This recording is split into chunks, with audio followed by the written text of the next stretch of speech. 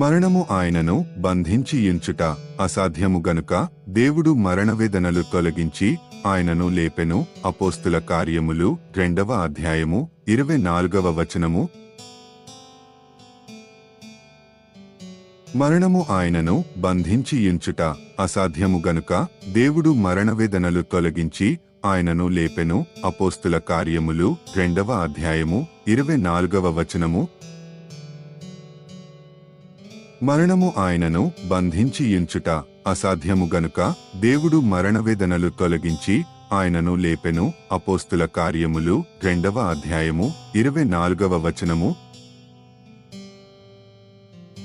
మరణము ఆయనను బంధించియుంచుట అసాధ్యము గనుక దేవుడు మరణవేదనలు తొలగించి ఆయనను లేపెను. అపోస్తుల కార్యములు 2వ అధ్యాయము 24వ వచనము.